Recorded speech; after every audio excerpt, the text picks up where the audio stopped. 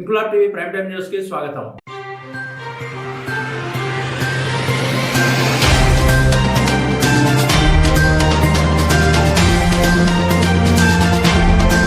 గోదావరిఖని పట్టణంలోని రాజ్యలక్ష్మి ఫంక్షన్ హాల్లో Godavarikhani 1 town CI Indrasena Reddy ఆధ్వర్యంలో సోమవారం Godavarikhani 1 town, Godavarikhani 2 town, Ramagundam circle పరిధిలోని గణేష్ మండపాల నిర్వాహకులకు అవగాహన సదస్సు నిర్వహించారు. ఈ కార్యక్రమానికి ముఖ్య అతిథిగా గోదావరిఖని ఏసీపీ రమేష్ హాజరై మాట్లాడుతూ మండప నిర్వాహకులు పోలీసుల సూచనలు పాటిస్తూ శాంతియుత వాతావరణంలో గణేష్ ఉత్సవాలను నిర్వహించుకోవాలని, వినాయక విగ్రహాలు ఏర్పాటు చేసేవారు తప్పనిసరిగా ఆన్లైన్ లో అనుమతి పొందాలన్నారు. మండపం నిర్వహించే ప్రతి ఒక్కరూ పోలీస్, విద్యుత్ శాఖ నుండి అనుమతి తీసుకోవాలని, విద్యుత్ కనెక్షన్ల విషయంలో జాగ్రత్తలు పాటించాలని కోరారు. మండపాల కోసం రోడ్లను పూర్తిగా బ్లాక్ చేసి ప్రజలకు అసౌకర్యం కలిగించొద్దన్నారు. డీజేలకు అస్సలు అనుమతి లేదని, రాత్రి 10 గంటల తర్వాత మైక్ వాడొద్దని, మైకులు వాడేటప్పుడు సౌండ్ లెవెల్స్ ప్రభుత్వ నిబంధనల మేరకు మాత్రమే ఉంచాలని, మండపాల వద్ద సీసీ కెమెరాలు ఏర్పాటు చేసుకోవాలని, ఫైర్ సేఫ్టీ నిబంధనలను పాటించాలని కోరారు. వర్షాలను దృష్టిలో పెట్టుకుని మండపాలను ఏర్పాటు చేసుకోవాలని, భక్తుల తాకిడికి తగినట్లు మండపాల దగ్గర ఏర్పాట్లు తప్పనిసరిగా ఉండాలన్నారు. గణేష్ మండపాల వద్ద ఇతర మతాలను, వ్యక్తులను కించపరిచే విధంగా, రెచ్చగొట్టే విధంగా ప్రసంగాలు చేయడం, పాటలు పాడడం, పాటలు ప్లే చేయడం చేయకూడదని, గణేష్ మండపాల వద్ద చట్ట వ్యతిరేకమైన కార్యకలాపాలకు పాల్పడకూడదని, రాత్రి పడుకునేటప్పుడు ఖచ్చితంగా మండపాలకు కర్టెన్స్ తో గాని, ఏవైనా రేకులు, ఇతర వస్తువులు అడ్డు పెట్టాలని, లోపలికి జంతువులు గాని, ఇతర వ్యక్తులు గాని రాకుండా చూసుకోవాలన్నారు. అనుమానాస్పద వ్యక్తుల కదలికలపై పోలీసులకు సమాచారం ఇవ్వాలని, ఇతరులకు ఇబ్బందులు కలిగించకుండా తగు జాగ్రత్తలు తీసుకోవాలని, మండపాల వద్ద భక్తి భావంతో ఆధ్యాత్మిక కార్యక్రమాలు నిర్వహించాలని, శాంతి భద్రతలకు విఘాతం కలిగించే పనులు చేసి కేసుల్లో ఇరుక్కోవద్దని ఏసీపీ హెచ్చరించారు. ఈ సమావేశంలో Godavarikhani 1 town CI Indrasenareddy, 2 town CI Prasadarao, Ramagundam CI Praveen Kumar, Ramagundam SI Sandhyarani, Godavarikhani 1 town ఎస్ఐలు రమేష్, భూమేష్, అనూష తదితరులు పాల్గొన్నారు.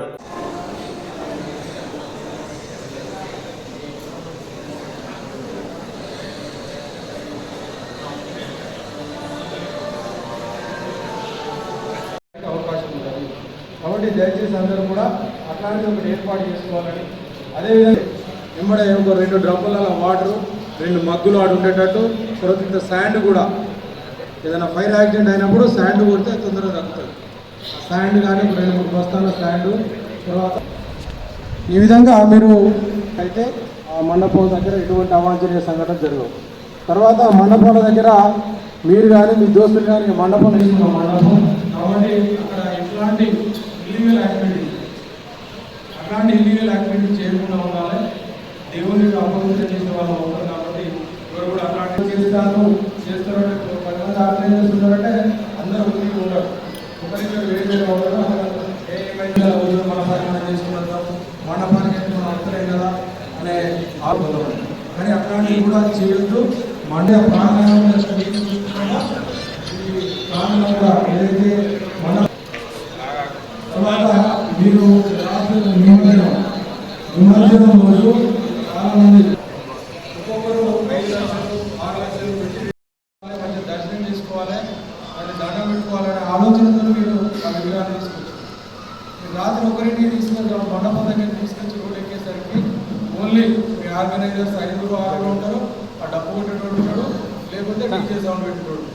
అందుకే మీరు ఏదైతే సారస్వత వేసి పోలీస్ సిబ్బందికి మరియు ఆర్గనైజర్స్కి, పత్రికాలందరికీ కూడా పేరు పేరున కృతజ్ఞతలు తెలియజేస్తూ సంఘటన జరగకుండా ఈ ప్రికాషన్ ప్రికాషన్ తీసుకున్నట్లయితే తప్పకుండా మంచి మండపాలు ఉత్సవాలను జరుపుకోవడానికి అవకాశం ఉంది. కాబట్టి ఎర్లీగానే అంటే మనం అందరూ కూడా మన కోఆర్డినేషన్ మీటింగ్ మున్సిపల్లో జరిగినప్పుడు 5వ తారీఖు రోజు నిమజ్జనం అని చెప్పేసి మన ఇది ఉత్సవం వాళ్ళు నిర్ణయం తీసుకున్నారు.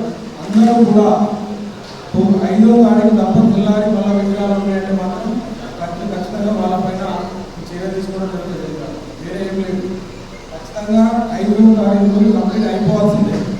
మీరు 3rd తీస్తారు, 5th తీస్తారు, 9th తీస్తారు కదా. కానీ నవరాత్రులు అయిపోయిన తర్వాత మాత్రం కొంతమంది సెంటిమెంట్ 11 days 10 days అని అట్లా అట్లాంటివి ఏం లేదు. కమ్యూనిటీ నిర్ణయించింది కాబట్టి అందరూ కూడా నైట్ 6 కంప్లీట్ చేయాలని కోరుకుంటూ ఈ కార్యక్రమంలో పాల్గొన్న అందరూ కూడా ఈ కార్యక్రమాన్ని ఉద్దేశించి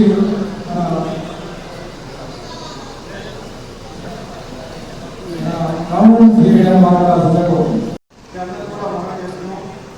అదే కాకుండా ఎక్కడైతే మన మండపాలు పెడతారో మస్తు కూడా ఇబ్బంది కావాలి, రోడ్లకి రాకుండా వచ్చేవాళ్ళు కూడా దాని సంతోషంగా జరుపుకోవాలి. మరి ఎలాంటి ప్రాబ్లమ్స్ వచ్చినా మన సహాయ సహకారంతో మా విశ్లేషణ డైరెక్ట్ వాళ్ళు అడుగుతున్నారు. ఎలాంటి ఇబ్బందులు లేకుండా సంతోషంగా జరుపుకోవాలని మీ అందరికీ ధన్యవాదాలు కోరుతూ ధన్యవాదాలు.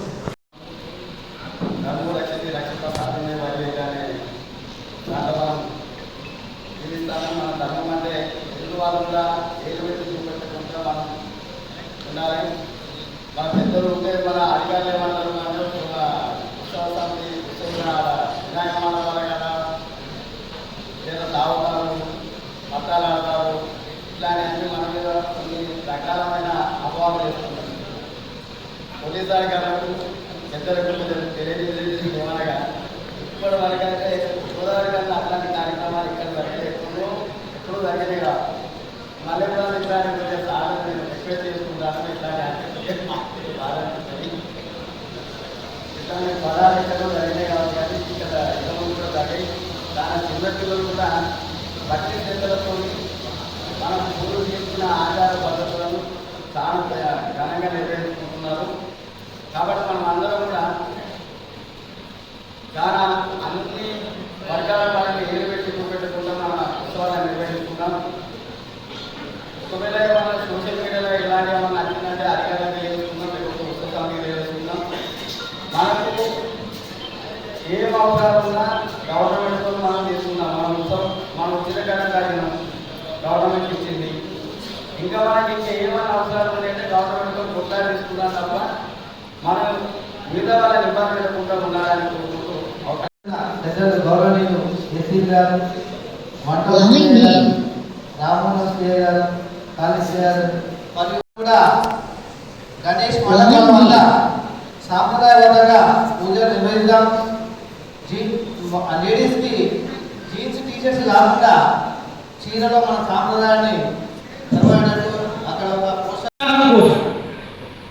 ఎందుకు అంటే ఉత్సవాలు చేసుకునేది ఇప్పటిదాకా వీళ్ళందరూ చెప్తున్నారు కదా, అందరం యూనిటీ కోసం, లేదంటే మనం అందరం కూడా కలిసి ఉండడానికి చేసుకుంటాం ఈ ఉత్సవాలని అందరూ చెప్తున్నారు. అది మనకు కూడా తెలుసు. అయినా మనం పొరపాటు చేస్తాం. ఇంత పెద్ద వారితో మనం చెప్పించుకోవడం చాలా చిన్న తప్పు చేస్తున్నాం. మనం ఒకటే, వారు ఒకటే, అందరం ఒకటే. అయినా ప్రతి సంవత్సరం మళ్ళీ వారితో చెప్పించుకోవడం, దయచేసి వచ్చే సంవత్సరం కూడా ఇప్పుడు మనందరం కూడా ఈ ఉత్సవాలు ఉత్సవంతో, భక్తితో, శ్రద్ధతో, అందుకే పురాణాలు కూడా చెప్తాయి మనకు, శ్రద్ధయా లభతే సర్వం. శ్రద్ధతో చేస్తే ప్రతీది కూడా లభ్యమవుతుంది మనకు.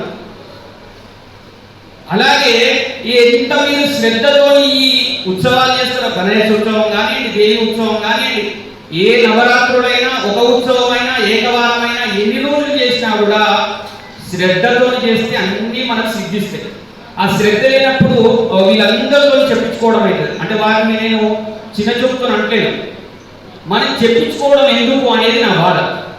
మనం అందరం హిందువులమే, అందరం బంధువులమే, అయినా మళ్ళీ మనం చెప్పించుకుంటాం. ఎందుకు చెప్పించుకోవాలి?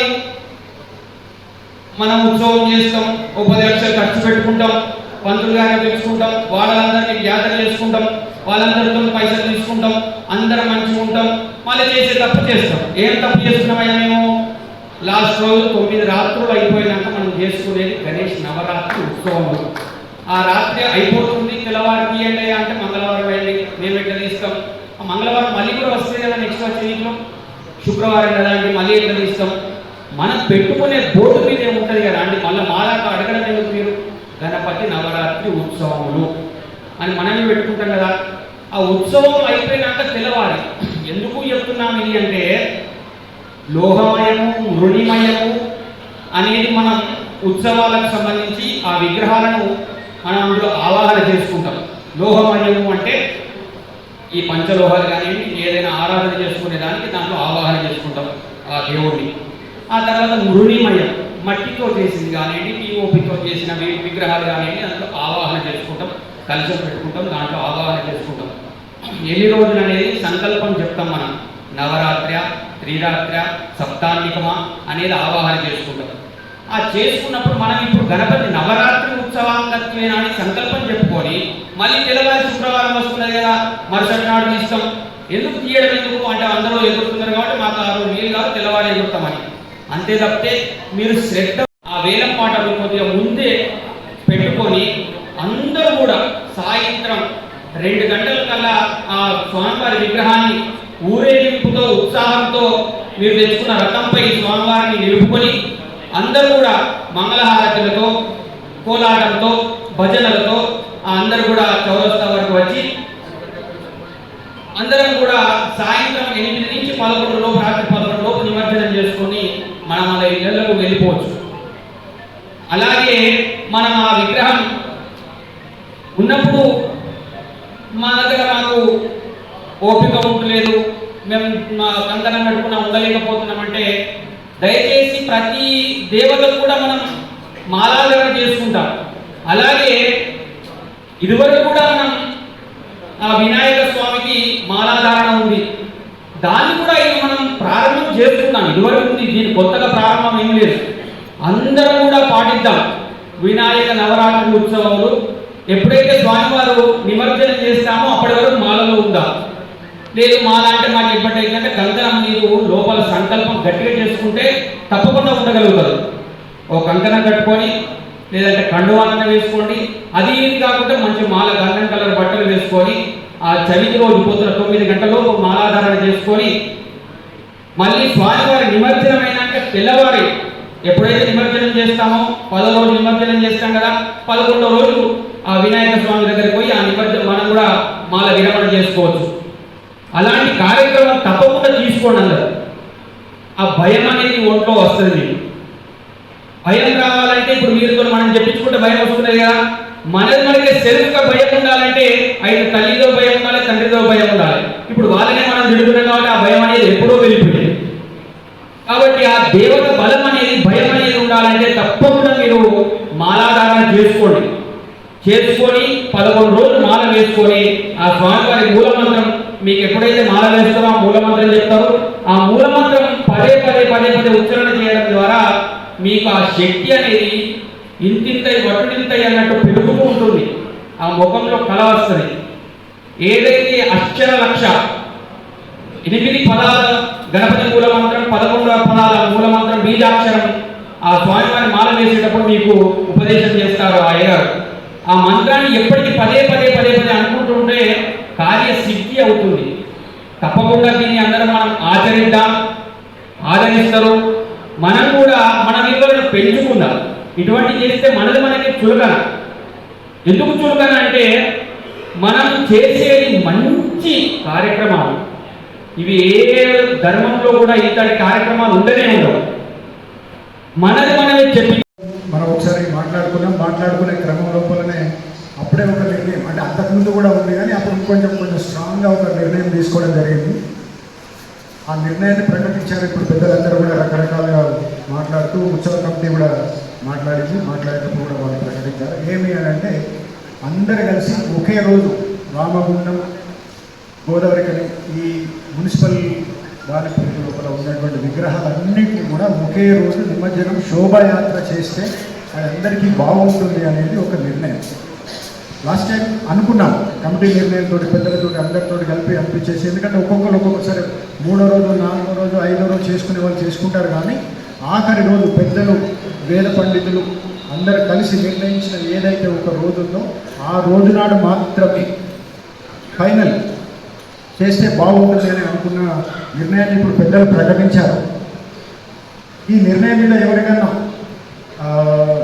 కొంచెం అసంతృప్తి కలిగి లేకుంటే అట్లా కాదు అనుకునే వాళ్ళు ఎవరైనా ఉంటే ఇప్పుడే చెప్తే దాన్ని మనం సామరస్యంగా మాట్లాడుకొని దాన్ని అది చేసుకోవచ్చు.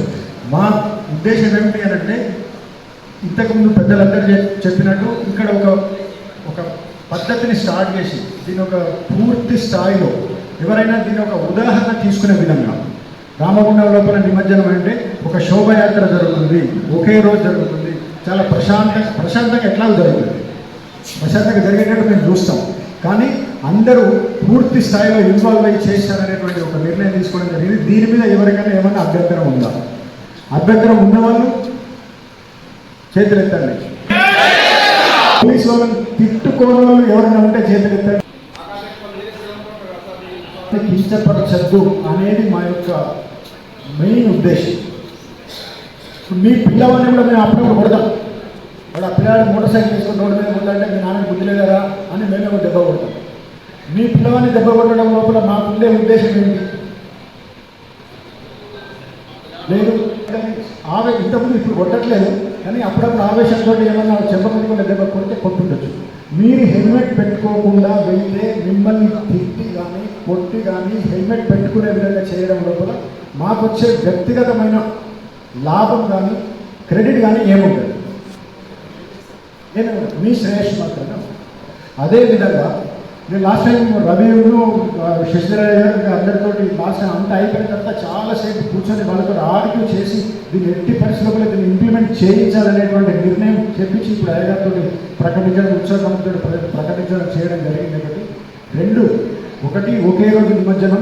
ఎందుకంటే లాస్ట్ టైం ఎన్టీపీసీల మిత్రులు కొంతమందికి వాళ్ళకి రకరకాలైనటువంటి అప్లికేషన్స్ ఉంటే ఆ రోజు మాత్రం చేయడం జరిగింది. కానీ వాళ్ళు చాలా ఖర్చు పెట్టి చాలా పెద్ద ఎత్తున చేసేసి ఎవరికి జనరల్గా మనం చేసేదంతా భక్తి కొరకు ఒకటి, రెండోది ప్రజల లోపల ఒక రకమైనటువంటి భక్తి భావాన్ని ఒకటి చాలామంది మిత్రులు చెప్పారు యూనిటీ అని. మీరందరూ కలిసి యూనిటీగా వెళ్తే ఎట్లుంటుంది? 15 రోజు ఒకరు, 12 రోజు ఒకరు, 11 రోజు ఉంటే ఎట్లా ఉంటుంది? అది మీరే అర్థం చేసుకోవాల్సి ఉంటుంది. కాబట్టి అదొక నిర్ణయం తీసుకున్నాక ఆ నిర్ణయాన్ని తప్పకుండా అందరూ కలిసికట్టుగా అమలు పరచాలి అనేది మా యొక్క విన్నపం. మీరు నిర్ణయం తీసుకున్నారు కాబట్టి మీ నిర్ణయాన్ని మేము కొంచెం కఠినంగానైనా అమలు పరిచే ప్రయత్నం చేస్తాం. ఆ క్రమం లోపల మాకు తిట్లు వచ్చినా దీవెనలు వచ్చినా వాటిని దీవెనలుగానే భావిస్తాం. రెండవది, ముందు అయ్యగారు చెప్పినట్టు ఈ ధారణ ఏదైతే ఉందో దయచేసి ఈసారి బలవంతంగానైనా వేయించే బాధ్యత మేము తీసుకుంటాం.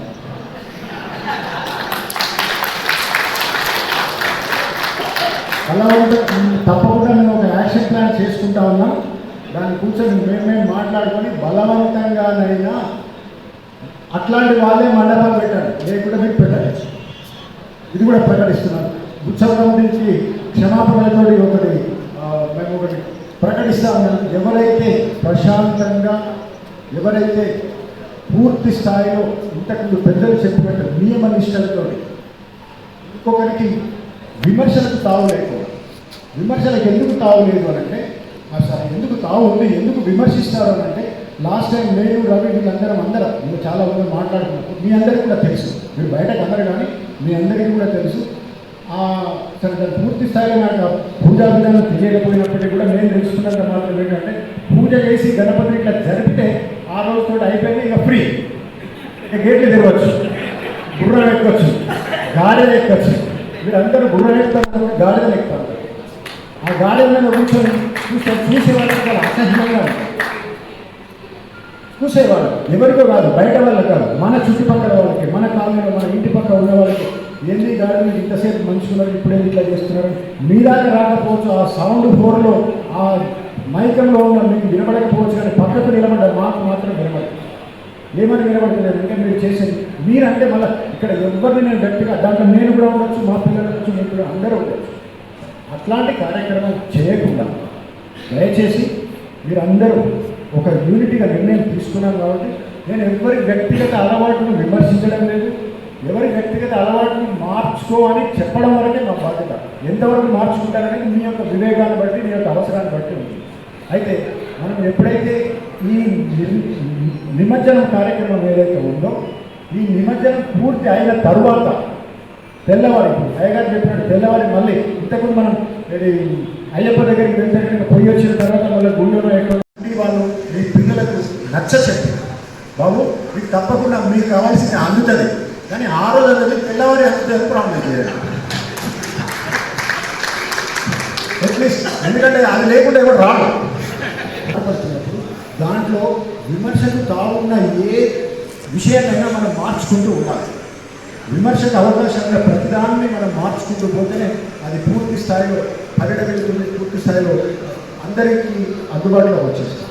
కాబట్టి మీరు మండప నిర్వహణకు మా యొక్క విజ్ఞప్తి ఏంటంటే తప్పకుండా పోయినసారి నాతో కూడా గొడవ పెట్టుకున్నాను. నేను వాళ్ళ పేరు చెప్పడం రవికి ఆ నంబర్లు కూడా ఫోటో తీసి పెట్టాను. ఏది మీరు ఇచ్చిన 283 583 నెంబర్లు ఉంటాయి కదా, ఆ నెంబర్లు నా దగ్గర ఇప్పటికీ ఉన్నాయి, ఫోటో తీసి పెట్టిన ఉన్నాయి. అయితే ఇంకొక విషయం ఏంటంటే అంటే వాళ్ళకి ఒకటే ఒక కారణం ఏంటి అని అంటే అంతే అర్థమైంది. రెండవది శోభయాత్రగా ఎందుకు చేస్తున్నామని మీరు నిజంగానే ఇంతకుముందు పెద్దలు చెప్పినట్టు ఒక్కొక్కరు లక్షలకు లక్షలు ఖర్చు పెడతా ఉన్నారు. లాస్ట్ టైం ఒక మంచి డ్యాన్స్ గ్రూప్ని తీసుకొచ్చారు మహారాష్ట్ర నుంచో లేకుంటే ఎక్కడి నుంచో ఒక మంచి డ్యాన్స్ గ్రూప్ని ఎవరో ఒకరు తీసుకొచ్చారు. ఎక్కడి వాళ్ళు ఏ మండప నిర్వహణలో తెలియదు కానీ వాళ్ళు తెల్లవారుజామున 3ంటికి డ్యాన్స్ చేస్తున్నారు. మీరు చెప్పండి, గుండె మీద చేసుకొని మీరు అన్ని లక్షలు పెట్టి తీసుకొచ్చి 3ంటికి సెంటర్లో డ్యాన్స్ చేపిస్తే నిద్రపోయే పోలీసు వాళ్ళు అంటే ఒకరిద్దరు అలా నిలబడే వాళ్ళు కాస్త అటు ఇటు మేము తర్వాత అదే విగ్రహం మీద కూర్చొని కురుగుబాటు పడేవాళ్ళు తప్ప వేరే మూడో వ్యక్తి లేదు. నిజమా కాదా మీరు ఆలోచించుకోండి. అప్పటికి నేనే అందరిని బెదిరించి మా ఇన్స్పెక్టర్ మేము అందరం కలిసి బెదిరించి సరిగ్గా చాలిపోయింది, 3 గంటలకు ఎవరికి ఉపయోగం లేదు అని చెప్పి పంపించడం జరిగింది. ఇది విమర్శ కాదు, సద్విమర్శ, ఆత్మవిమర్శ. అదేవిధంగా మీరు రకరకాలైనటువంటి మంచి మంచి విగ్రహాన్ని పూజించి దానికి రకరకాలైన హంగులతోటి రకరకాలైనటువంటి అలంకరణ చేసి ఎంతో ఖర్చు పెట్టి అలంకరణ ఎవరు చేస్తారు? మీరే చేస్తారు. ఎవరి కొరకు చేస్తారు? భక్తి భావంతో చేస్తారు. అట్లా అలంకరణ చేసిన విగ్రహం సెంటర్ దాకా వస్తే చూసి ఆనందిస్తే మీకు ఎంత సంతోషంగా ఉంది. మాకు కూడా సంతోషం, చాలా బాగుంది. అందుకే మేము అందరం మా వాళ్ళతో చర్చించి నేను ఒక నిర్ణయం కూడా తీసుకోవడం జరిగింది. ఈసారి ఉత్సవ కమిటీతో ఒక అయ్యగారితో కలిపి పోలీసు ఉద్యోగం చేయించబోతా ఉన్నాం. ఒక మన కమిషనరేట్కు మన మున్సిపల్ ఏరియాకి సంబంధించి వాళ్ళు నిర్ణయించిన ఒక విగ్రహానికి ఒక షీల్డ్ను ప్రకటిస్తా ఉన్నాం. ఈ సంవత్సరం 10,000 రూపాయలకి ఒక షీల్డ్. ఏంటి అంటే ది బెస్ట్ విగ్రహం అన్ని రకాలుగా, అంటే పూజలు కానివ్వండి, పద్ధతులు కానివ్వండి, లేపడంలో కానివ్వండి, నిమజ్జనంలో కానివ్వండి, వీటన్నిటిలో పూర్తి స్థాయిలో చేసిన విగ్రహం కమిటీకి ఒక షీల్డ్. ఇది షీల్డ్ అంటే మీరు ఏదో ఊరికనే తీసుకోరు. పోలీస్ వారు ప్రకటించే షీల్డ్ను కొట్టాలనేటువంటి పోటీతత్వం ఉండాలి. అది చాలా ప్రెస్టేజ్. జనరల్గా ఫస్ట్ ప్రైజ్ రావడం అనేది ఊరికే ఏదో దాని విలువను మీరు గమనించాలి. పోలీస్ వారు ప్రకటించిన ఒక షీల్డ్ని గెలుచుకోవడం అనేది ఇప్పుడు జనరల్గా కబడ్డీ కానీ లేకుంటే వాలీబాల్ కానీ వెళ్తాం, ప్రైజ్ మనీ కంటే కూడా వచ్చేటువంటి కిక్ దేంట్లో సరిగ్గా షీల్డ్ని గెలుచుకోవడం వస్తుంది. ఆ షీల్డ్ ఈసారి ఉత్సవ కమిటీ ప్లస్ అయ్యగారు వాళ్ళే నిర్ణయిస్తారు. వాళ్ళు నిర్ణయించిన దానికి మా పోలీస్ రామగుండ కమిషనరేట్ పోలీస్ తరఫున నేను సిపి గారితో మీకు ఇప్పించే బాధ్యత నేను తీసుకుంటాను. వీటన్నిటికీ కూడా విధి విధానాలు కమిటీ వాళ్ళు తయారు చేస్తారు. ఈ కమిటీ రోలింగ్ షీల్డ్ ఉంటాయి. ఈ ఒక్కసారి ఇచ్చి మీకు ఇచ్చేయండి. రోలింగ్ షీల్డ్ ఉంటుంది. అంటే ఆ షీల్డ్ నెక్స్ట్ మీరు జాగ్రత్తగా భద్రపరచాలి. నెక్స్ట్ ఇయర్ ఎవరైతే ఫస్ట్ ఉంటారో మీరైనా కొట్టుకోవచ్చు, లేదంటే నెక్స్ట్ ఇంకెవరికైనా పోవచ్చు. ఆ ప్రెస్టేజ్ లాగా మీరు దాని ఒక మంచి సదుద్దేశంతో సద్భావంతో దాన్ని కూడా ప్రవేశపెట్టడం జరుగుతుంది. సంబంధించి ఈ శోభయాత్ర ఏదైతే ఉందో దయచేసి మళ్ళీ ఒకసారి ఆలోచించండి. మీ పిల్లలు ఇంతకుముందు మా అందరూ చెప్పినారు. నిన్న చూడండి రామాంతపూర్లో కృష్ణాష్టమి సందర్భంగా అంటే మనందరం జాగ్రత్తలు తీసుకుంటున్నామని అనుకుంటాం, కానీ చిన్న చిన్న కార్యక్రమం. నేను ఒక మిత్రుడు అన్నాడు, ఎవరో ఇంట్లో నుంచి కరెంట్ ఇస్తే తీసుకోండి, ఇంట్లో నుంచి కరెంటు తీసుకోండి, కానీ ఆ కరెంటు వైర్ ఎట్లాంటి వైర్ పెడుతున్నారు, దానికి సరైన అది ఉందా లేదా, దానికి ఆ గేజ్ సరిపోతుందా లేదా అనేటివి కూడా ఒకసారి చూసుకోవాలి. మిగతా జాగ్రత్తలు అన్నీ కూడా మీకు తెలిసినవి. మీకు తెలిసిన జాగ్రత్తలు మళ్ళీ ఒకసారి మేము ఆల్రెడీ గుర్తు చేసి ఉంటారు. ఆ గుర్తు చేసిన జాగ్రత్తలు తీసుకుంటూ దయచేసి ఎవరికైనా ఏ రకమైన అభ్యంతరం ఉన్నా పోలీసు వారికి తెలియజేయండి. కానీ గణేష్ ఉత్సవ కమిటీ తీసుకున్న నిర్ణయం ఒకే రోజు నిమజ్జనం అనే నిర్ణయాన్ని మేము పూర్తి స్థాయిలో మీకు నచ్చకుండా కఠినంగా ఈసారి అమలుపరచబోతా ఉన్నాం. ఈ విషయం లోపల ఏ రకమైనటువంటి రాజకీయాలు కానీ ఏ రకమైనటువంటి మనోభావాలు గాయపడడం అనేటువంటి పద్ధతి కానీ కావులేదు.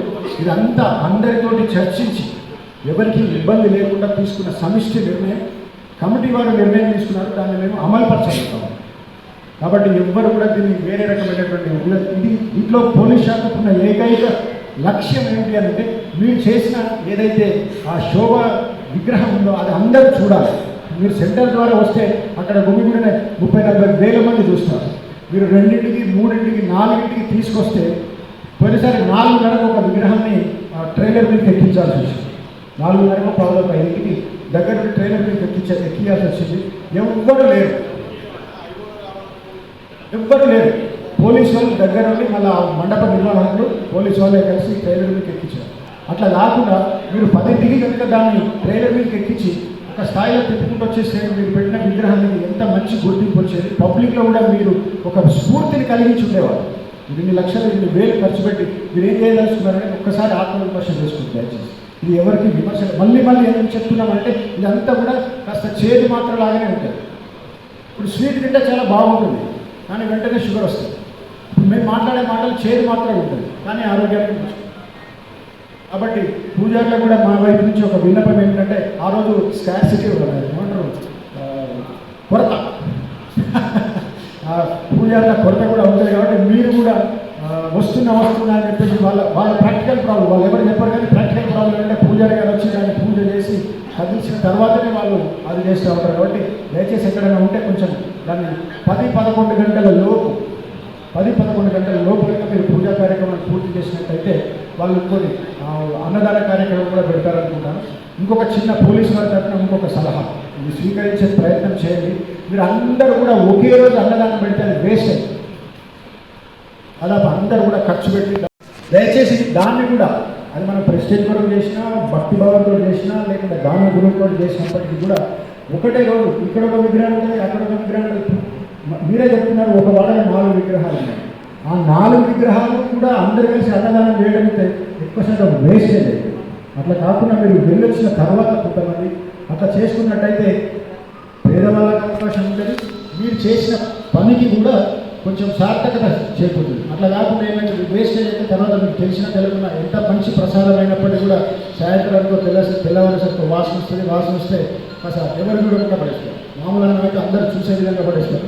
ఇది ప్రసాదం అనే ఉద్దేశంతో ఎవరు చూడకుండా మళ్ళీ చెత్తగా పడేసే ప్రయత్నం చేస్తారు. కాబట్టి ఆ వేస్టేజ్ ఆహారం దాన్ని ఎప్పుడు కూడా అన్నం పరబ్రహ్మ స్వరూపం అంటారు, దాన్ని వేస్ట్ చేయకుండా అది కూడా ఒక్కసారి ఆలోచించే ప్రయత్నం చేయండి. ముఖ్యంగా చిన్న పిల్లలను కొన్నిసార్లు చెప్పడం జరిగింది. ఈసారి కూడా మీరు ఎప్పుడైతే శోభయాత్ర నుంచి ఎక్కడి దాకా చిన్నపిల్లలు మహా అంటే తీసుకొస్తే సెంటర్ వరకు తీసుకొచ్చి మళ్ళీ జాగ్రత్తగా వెనక్కి పంపించే ప్రయత్నం చేయండి.